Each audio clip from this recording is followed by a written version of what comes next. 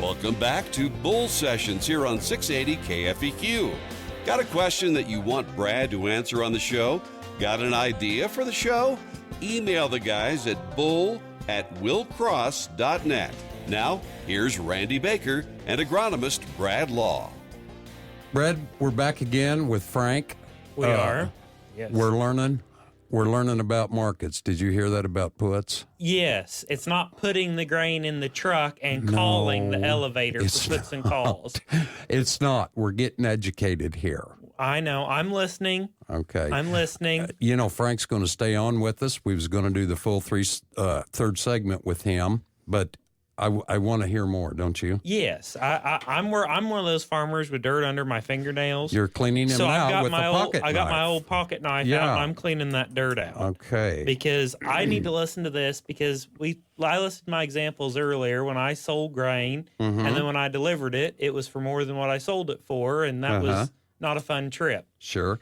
And also I'm going to do something with Frank's permission is we'll give out his phone number later on if anybody wants to talk more with Frank about this, because I know he could be the one to talk to him instead of me or probably you. If they need help putting grain in the truck, you're the man. I'm the man. You are the man. If they need more bushels in that bin, I'm the man. But I'm not doing this. I'm going to move right along on you right now. Okay. Focus on the farmer. Remember, we're going to do that Who every are we week. going to focus on?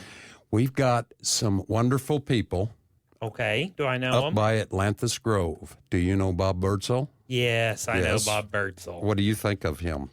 Bob Good choice for focus on the farmer. We do plots on Bob's. Bob farms some nice bottom ground that's like secondary bottom that doesn't flood up there. And he has this nice, beautiful ground, and we do plots on his farm. And we can do long plots, lots of numbers, and Bob doesn't care. He works the ground, he calls you and says, hey, when you get a chance, the plot's ready. He's superstar. He's been a seed production grower for us since the late 1990s. Late 90s. Him, his wife, Chris. And, we done a show here a few weeks ago on small town, family farms, big deal. We love that. His daughter, son-in-law, and new little girl, granddaughter, have moved back to the family farm. Oh. Isn't that special? That is special. Anybody out there that farms knows how special that is when it's a family affair. And we want to say we're glad to have you back, Jared, Jesse, and the little granddaughter, Eliza. Bob, Chris, we love you. You've been wonderful. You're superstar growers for us, and we just wanted to give you some recognition. Keep up the good work. And I just want to say, Bob probably has some of the best voicemail messages that if you call him, his little recording that he's come up with. Yeah, it's good. Because he's up to his elbows or something, AI cows or in the tractor planting corn. A lot going on up there. It's always fun to see Bob. It is. It is. We love him. We love him.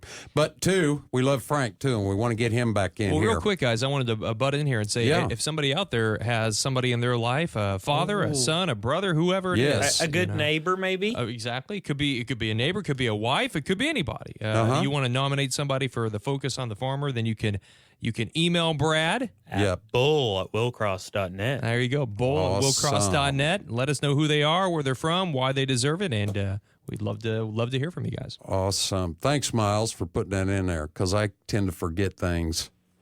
Frank, you still there? Yes, sir. There you are. But okay. I wanted to just real quick finish up what I was saying about if you own your put and the market goes to $4, yes, the only money you would be out is that upfront cost. So it makes the management, and then what would happen is you would sell your $4 grain. You would keep holding your physical. Your risk would be on paper.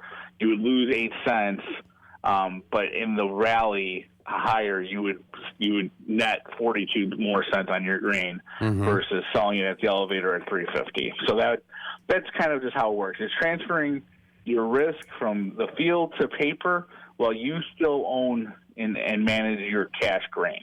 So. Okay, great. Good. There's there's all kinds of terms I hear, from the markets. You've covered the puts, and then there's calls, right? Mm-hmm. Tell us a little bit about a call. So a call would be like Brad, going to Cargill and letting them have their way with him, as he said. Thank you, Frank. Thank you.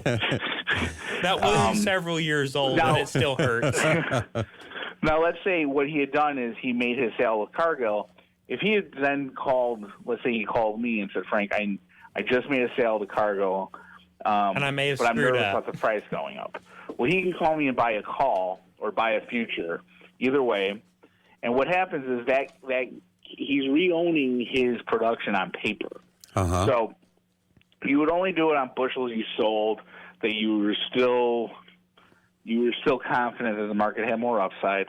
So, you would take what you made on your sale, and then you're only taking it's pennies on the dollar to put, to buy a call against that sale. So, again, a call right now in corn, if you were to make a sale here at $3.50, a call is 7 cents. So you'd be taking in $3.50 from the elevator, but you're going to take 7 cents of that and buy a call, and then you still have upside coverage in case we do make a rally to $4, and then you're not missing out on. You're still participating in that upside. Now, how long, if I sold, let's say I took my load of beans in today and I sold them to the seed house, and I called you and said, okay, Frank, I may have screwed up, but I sold them because I needed some cash.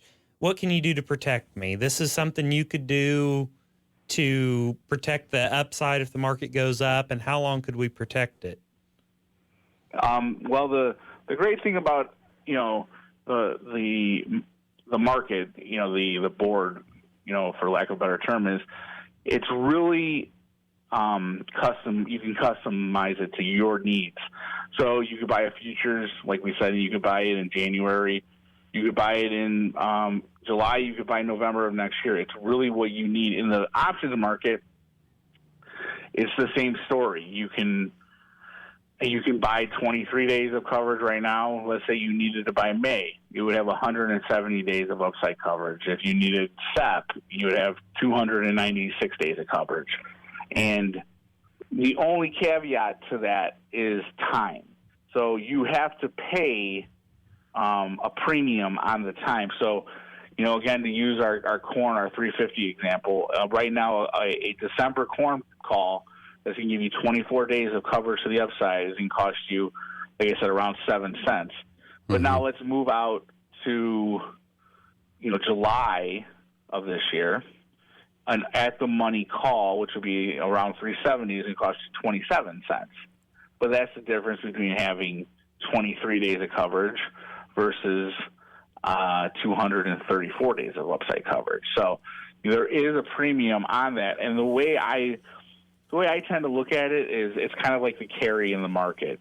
The elevator is going to charge you so many cents on the month-to-month just like setting in the to store the grain. It's kind of the same thing here. If let's say you were thinking of storing your grain till July, and they're going to charge you, 5 cents a month to hold that grain. This would be, a similar way to look at it. That you're going to have the grain until June, which is 8 months from now, and it will cost you 27 cents. So sort of the same idea. It's just that instead of it coming off the top of the sale price, you're coming out of pocket to pay it. Okay. Yeah. Is that making a little more sense to you, That makes Bradley? a little more sense. Yeah. I mean, you're buying almost buying storage, basically. Like this example, you're moving it from your bins to something physically. If a tornado comes through and hits my bins, my beans are gone. But if they're in your bins and something happened to them, it's your baby. And then I could also protect the upside on the with Frank. Yeah. Right. Okay. And it's the same thing on the downside. Let's say, you don't like these prices, and you're going to store this grain, and you're going, I'm not selling until we get $4 corn here. But your wife is looking at you like, why are we risking the farm? Because beans are going want $15. to gamble right now.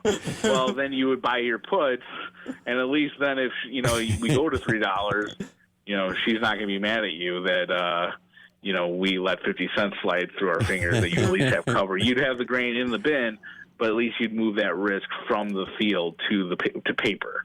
And just like anything, you would get a statement every day. You'd see what your position was doing, and it's completely, I guess, transparent, for lack of a better word. Guys get intimidated by it, but you get your statement every day, and it tells you where you're at the end of the day. And if there's ever any questions, I'm only a phone call away, and we can go, sit down and talk about anything you need for the market, or what your statement says, stuff like that.